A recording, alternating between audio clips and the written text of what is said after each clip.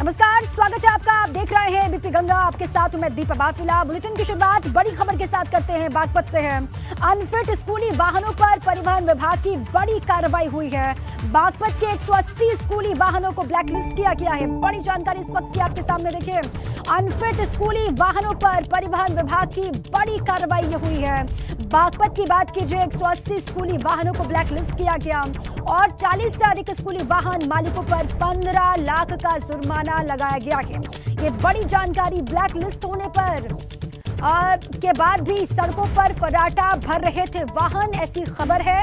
और बच्चों की जान खतरे में डालने समेत गंभीर धाराओं में केस दर्ज किया गया है। इसी पर अधिक जानकारियों के साथ हमारे साथी राजीव जुड़ चुके हैं। राजीव, क्या जानकारी है इन स्कूलों को लेकर जिनको ब्लैकलिस्ट किया गया है? देखिए दीपा, छात्र आयुष की मौत के बाद परिवहन विभाग ने स्कूली वाहनों के खिलाफ जो कार्रवाई की थी उसका सिलसिला अभी भी जारी है। जनपद में 180 स्कूली वाहनों को जो अनफिट थे उन्हें ब्लैक लिस्ट कर दिया गया है और 40 से अधिक वाहन मालिकों पर परिवहन विभाग ने विभिन्न थानों में मुकदमा दर्ज कराते हुए 15 लाख रुपए का जुर्माना भी लगाया। लेकिन उसके बाद चौंकाने वाली बात यह है कि सड़कों पर तमाम तरह के अनफिट वाहन फर्राटा भर रहे हैं। सवाल यहाँ पर यह खड़ा होता है कि प्रशासन कार्रवाई कर रहा है तो फिर ये वाहन क्यों दौड़ रहे हैं? कहीं ना कहीं इसमें मिलीभगत की बू आती है। इसलिए प्रशासन को यह नियम सख्त करना पड़ेगा कि आज से अब इसके समय के आज के बाद में स्कूली जो अनफिट वाहन है वो सड़कों पर न दौड़े। ऐसा कड़ा नियम प्रशासन को बनाना पड़ेगा इस संबंध में। जी, कड़े नियम की आवश्यकता है राजीव। और स्कूली जो वाहन मालिक है उन पर भी केस दर्ज किया गया है, ऐसी जानकारी है। शुक्रिया आपका राजीव जानकारी के लिए।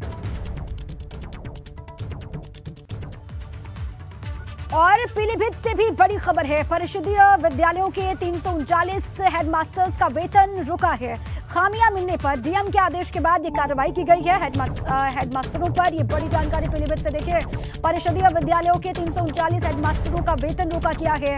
तमाम खामियां, कमियां, शिकायतें मिलने पर डीएम के आदेश के बाद ये कार्रवाई की गई है। प्रेरणा ऐप पोर्टल पर बच्चों का रजिस्ट्रेशन नहीं किया गया था, अपडेट, ऐसी खबर है। और स्कूल चलो अभियान के तहत पोर्टल पर अपडेट नहीं की गई थी जानकारी। बेसिक शिक्षा परिषदीय स्कूलों पर कार्रवाई से हड़कंप मच गया है। बड़ी खबर आपके सामने इस वक्त।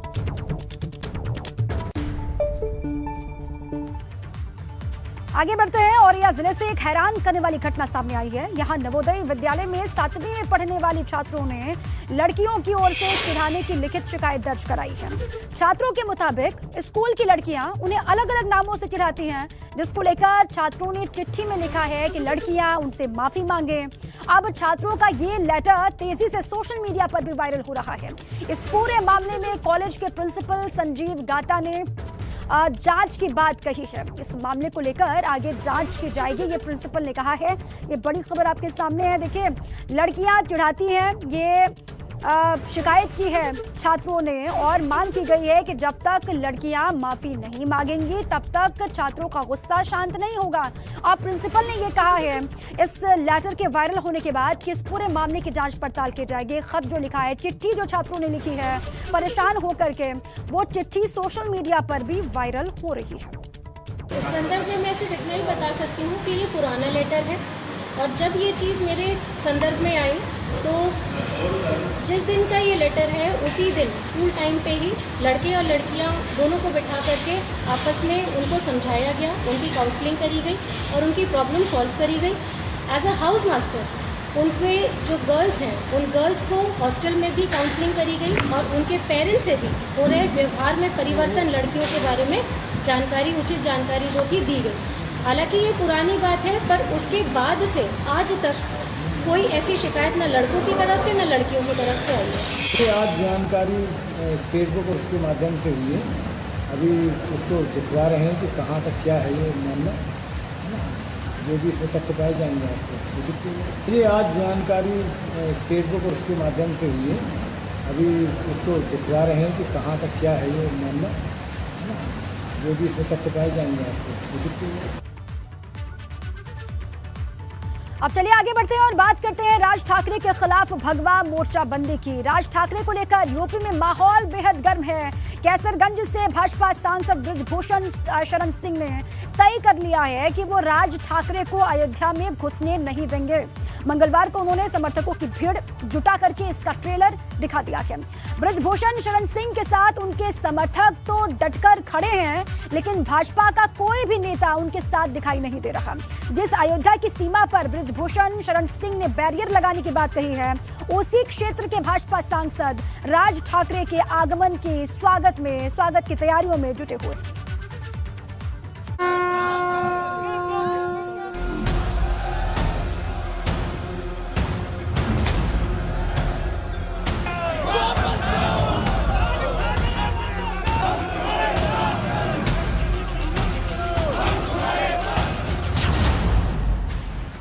राज ठाकरे के विरोध की तैयारी, बृजभूषण बैरियर का ट्रेलर जारी। सांसद बृजभूषण शरण सिंह अपने कुल देवता को प्रणाम करने के बाद आंदोलन पर निकल रहे हैं और साथ ही साथ भारत माता की जय और जय श्री राम के नारों से गुंजायमान है ये प्रांगण। साधु संतों के साथ बृजभूषण सिंह का भगवा मार्च, हाथों में श्री राम की तस्वीर वाला भगवा ध्वज।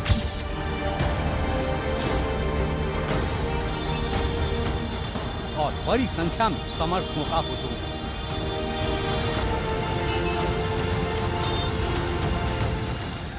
यह उस सियासी पिक्चर का ट्रेलर है जो 5 जून को अयोध्या में रिलीज होने वाली है। कैसरगंज से भाजपा सांसद बृजभूषण सिंह ने फिर एक बार दोहराया कि उत्तर भारतीयों की बेइज्जती करने वाले राज ठाकरे को अयोध्या की दहलीज पार नहीं करने देंगे। खलनायक बन गया पूरे देश का। वो नायक नहीं बना, खलनायक बना है। जितना रावण की निंदा होती थी उससे ज्यादा निंदा इस समय उसकी हो रही है। हाँ ठीक है, अगर हुए बदनाम तो नाम भी होगा, ये तो ठीक है, चलो भाई होता है, लेकिन इस समय वो नायक नहीं, खलनायक है। बृजभूषण शरण सिंह ने पहले ही ऐलान कर दिया था कि वो राज ठाकरे के खिलाफ रैली का आगाज करने वाले हैं। सुबह अपने गांव में कुल देवी का आशीर्वाद लेकर उन्होंने रैली शुरू की।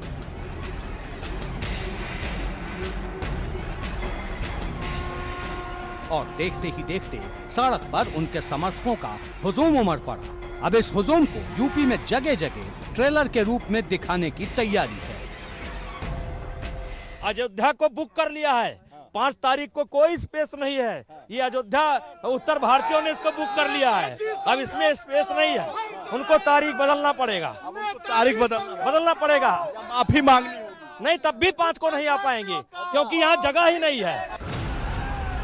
संत साथ हैं, समर्थक साथ हैं, लेकिन भाजपा के बाकी नेता अपने फायर ब्रांड सांसद के साथ शायद नहीं। जिस अयोध्या की सीमा पर राज ठाकरे के खिलाफ चक्रव्यूह तैयार हो रहा है, उसी अयोध्या के भाजपा सांसद लल्लू सिंह राज ठाकरे के समर्थन में खड़े हैं। हनुमान जी की कृपा राज ठाकरे पर हुई है, इसलिए वह प्रभु श्री राम की शरण में आ रहे हैं। और जो भी प्रभु श्री राम की शरण में आएगा, हम अयोध्या के राम भक्तों के सेवक होने के नाते उनका हार्दिक स्वागत करेंगे। बृजभूषण सिंह जिस आंदोलन को खड़ा करने की कोशिश में है, उसमें भाजपा उनके साथ नहीं, क्योंकि अब तक कोई भी भाजपा नेता उनके समर्थन में सामने नहीं आया। कैबिनेट मंत्री चौधरी लक्ष्मी नारायण से जब राज ठाकरे पर सवाल हुआ तो वो भी कन्नी काट गए। उन्होंने उनका कोई व्यक्तिगत मत है, उन्होंने इस तरह का कोई निर्णय यदि किया है तो मैं उस पर कोई टिप्पणी नहीं। कोई साथ हो या ना हो, बृजभूषण सिंह ने जो ठान लिया है उसे वो करके रहेंगे और उनके तेवर से ये बात साफ भी हो रहे हैं। अब 5 जून को जो पिक्चर अयोध्या में रिलीज होगी उसका असर किस पर होगा, ये बड़ा सवाल है। एबीपी गंगा के लिए गोंडा से वीरेश पांडे के साथ ब्यूरो रिपोर्ट।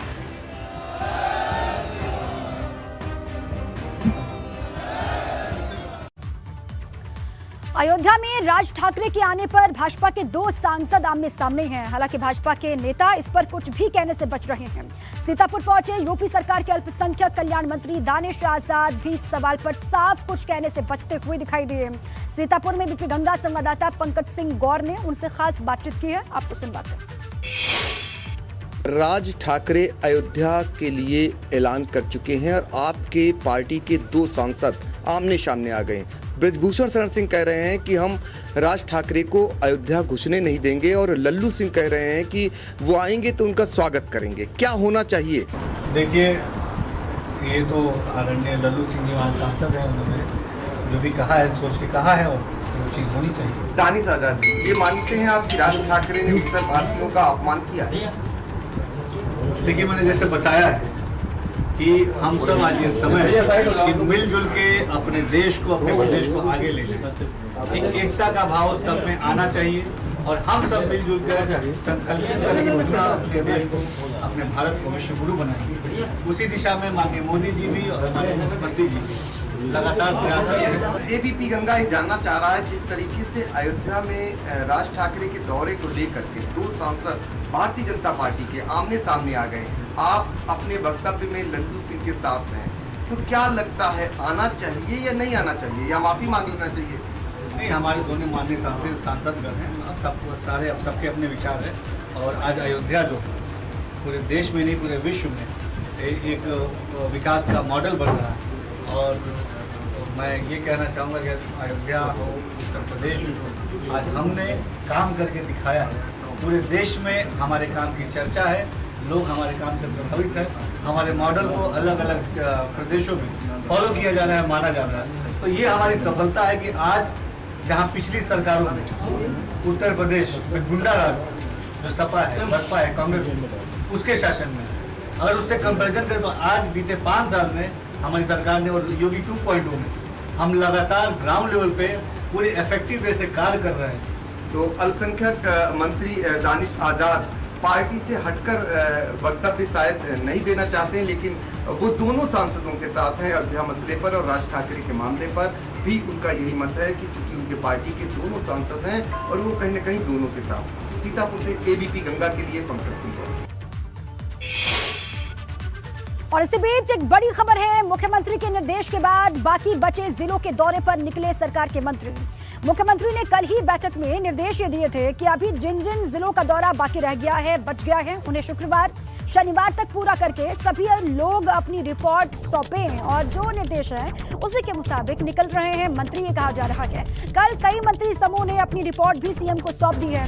कल मुख्यमंत्री ने हर एक मंत्री से जिन जिलों का दौरा उन्होंने किया है उसका फीडबैक लिया था और राज्य मंत्रियों ने तकरीबन 3 से 4 मिनट, जबकि राज्य मंत्री स्वतंत्र प्रभार ने 5 मिनट और कैबिनेट मिनिस्टर्स ने 8 से 10 मिनट में अपना फीडबैक मुख्यमंत्री के सामने रखा था। और देखिए, इनमें खासतौर से उन जिलों में मंत्री समूह ने क्या कमियां देखी, उन्हें कैसे दुरुस्त वहां पर किया जा सकता है, इस पर भी मुख्यमंत्री ने सुझाव मांगे हैं। अब जो ग्राउंड पर मंत्रियों ने पाया होगा, कैबिनेट के मिनिस्टर्स ने देखा होगा, जो कमियां खामियां मिली होंगी उसको कैसे दूर किया जा सकता है, कैसे आगे बढ़ा जा सकता है, इसको लेकर भी सीएम ने सुझाव मांगे हैं, ये कहा जा रहा है। मिर्जापुर से बड़ी खबर है, अस्पताल में महिला मरीज के साथ रेप की खबर मिल रही है। मंडलीय पुरुष अस्पताल में भर्ती थी महिला, ये बड़ी जानकारी देखें। अस्पताल में महिला मरीज के साथ रेप, मंडलीय पुरुष अस्पताल में महिला भर्ती थी। संविदा पर तैनात सफाई कर्मचारियों पर रेप का आरोप लगा है। पीड़िता को महिला अस्पताल में भर्ती करवा दिया गया है। पुलिस आरोपी सफाई कर्मचारी की तलाश में लगातार जुटी है। ये बड़ी जानकारी आपके सामने देखिए, अस्पताल में भी महिला सुरक्षित नहीं है। एक मामला संज्ञान में भी मैं अभी आप देखे होंगे कि मैं उसका बात भी कर रहा था उनसे, और पीड़ित महिला से बातचीत कर ली गई है। उसने कुछ बातें बताई और एप्लीकेशन भी उसके पति की तरफ से मिल गई है।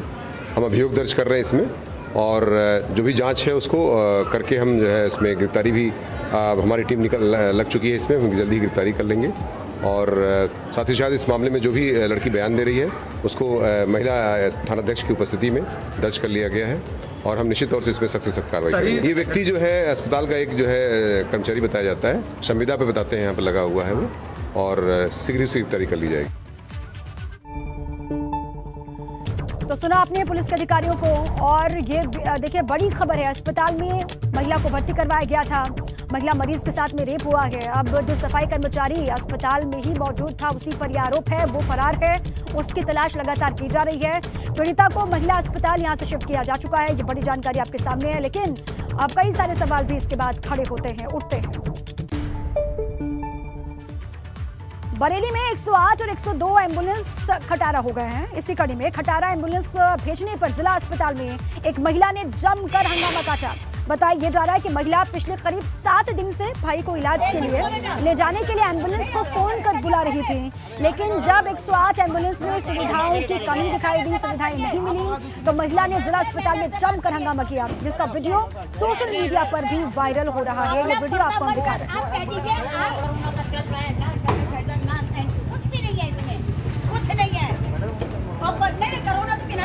कोरोना तो जो होते हैं, लेकिन ये बताइए ये एम्बुलेंस लग रही है। और इसी बीच पिथौरागढ़ से बड़ी खबर है। पिथौरागढ़ में महसूस किए गए हैं भूकंप के झटके। रिक्टर स्केल पर भूकंप की तीव्रता 4.6 मापी गई है। सुबह 10:03 पर यह कहा जा रहा है कि भूकंप के झटके अलग अलग हिस्सों में महसूस किए गए हैं। पिथौरागढ़ में भूकंप के झटके लोगों ने महसूस किए हैं। ये बड़ी जानकारी इस वक्त की है। 4.6 इसकी तीव्रता रही है रिक्टर स्केल पर, ये जानकारी। और सुबह 10:03 पर लोगों ने भूकंप के झटके महसूस किए हैं पिथौरागढ़ के अलग अलग हिस्सों में। ये बड़ी जानकारी इस वक्त आपके सामने। हालांकि कोई नुकसान नहीं हुआ है, ये जानकारी मिल रही है। सुबह 10:03 का वक्त बताया जा रहा है जब लोगों ने भूकंप के झटके यहां पर महसूस किए हैं। ये बड़ी खबर इस वक्त उत्तराखंड के पिथौरागढ़ से है। भूकंप की तीव्रता 4.6 रही है। कोई नुकसान भूकंप की वजह से अभी तक हुआ है ऐसी जानकारी नहीं मिल रही है, लेकिन लोगों में डर दहशत का माहौल बन गया था। भूकंप के झटके लोगों ने महसूस किए। इसी पर योगेश हमारे साथ जुड़ चुके हैं। योगेश, क्या जानकारी है भूकंप के झटकों को लेकर? कहां पर भूकंप आया और क्या बता रहे हैं लोग? दीपा जी, मैं बताना चाहूंगा आपको, ये 10:05 में भूकंप के झटके महसूस किए गए, जिसका रिएक्टर इसके 4.6 रिएक्टर पे नापा गया है। और ये इसका केंद्र था, ये हमारे अस्कोट पे इसका केंद्र था। और इसकी जो गहराई थी, ये जमीन के 10 मीटर अंदर की गहराई थी। और अभी तक आपदा प्रबंधन से जो जानकारियां मिल रही है, तो उसमें कहीं से भी किसी प्रकार का कोई नुकसान नहीं है। हालांकि कई जगह पे भूकंप के झटके महसूस किए गए हैं, परंतु जनपद में कुछ जगह भूकंप के झटके महसूस नहीं किए गए। तो इसलिए था कि थोड़ी हल्की एक दहशत तो भूकंप है, क्योंकि हमारा अति संवेदनशील जोन साइड में पिथौरागढ़ जनपद आता है, तो उसको देखते हुए लोगों को थोड़ा सा वो दहशत का माहौल होना। परंतु हालांकि अभी तक पूरे जनपद से कहीं भी किसी प्रकार के नुकसान की सूचना नहीं। ठीक है योगेश, शुक्रिया आपका पूरी जानकारी के लिए। उन्नाव से बड़ी खबर है। दर्दनाक सड़क हादसे का सीसीटीवी फुटेज सामने आया है। तेज रफ्तार कार ने कई लोगों को रौंदा है। देखिए तस्वीर आपको दिखा रहे हैं, ये फुटेज है, सीसीटीवी फुटेज है। सड़क हादसे में एक व्यक्ति की मौत हुई थी और सड़क हादसे में 6 से ज्यादा लोग घायल हो गए थे। सीसीटीवी में तेज रफ्तार कार लोगों को किस तरीके से रौंदते हुए आगे निकल रही है वो आप देख सकते हैं। दूसरी लेन में पहुंची। कल देर शाम हुआ था सड़क हादसा। देखिए कार लोगों को रौंदते हुए दूसरी लेन में जा पहुंची है, देख सकते हैं आप। और कल देर शाम ये हादसा यहां पर हुआ था। बीघापुर थाना क्षेत्र के इंदेबो बाजार का ये मामला है। 6 से ज्यादा लोग बताए जा रहे हैं जो इस हादसे में घायल हुए हैं। लखनऊ से अगली खबर है। मुख्तार के करीबी के खिलाफ एक और एफआईआर दर्ज हुई है। ये बड़ी जानकारी है। कोर्ट के आदेश पर शकील हैदर समेत अन्य लोगों के खिलाफ रिपोर्ट दर्ज की गई है। शकील ने एक प्रॉपर्टी के नाम पर बुजुर्ग से 14 लाख की ठगी की थी, ऐसी खबर। और वजीरगंज पुलिस ने मुख्तार के करीबी शकील समेत अन्य लोगों के खिलाफ रिपोर्ट दर्ज की। ये बड़ी जानकारी इस वक्त। मुख्तार अंसारी के करीबी के खिलाफ एक और एफआईआर दर्ज हो गई है। कोर्ट के आदेश पर यह एफआईआर दर्ज की गई है। शकील हैदर समेत अन्य लोग बताए जा रहे हैं जिनके खिलाफ रिपोर्ट दर्ज की गई है। और खबर ये शकील हैदर को लेकर कि शकील ने एक प्रॉपर्टी के नाम पर बुजुर्ग से 14 लाख रुपए की ठगी की थी। वजीरगंज पुलिस ने मुख्तार के करीबी शकील समेत अन्य लोगों के खिलाफ मुकदमा दर्ज किया है, एफआईआर दर्ज की है। ये बड़ी जानकारी इस वक्त।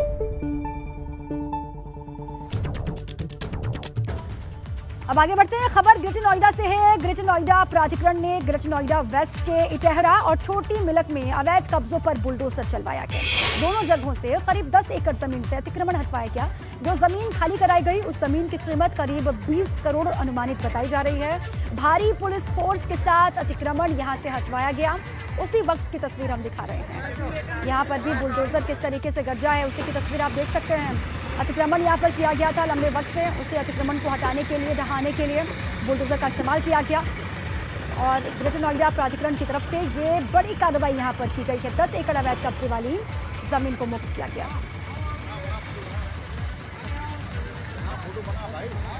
इटहरा और छोटी मिलक ये इलाका बताया जा रहा है जहां पर ये कार्रवाई हुई है।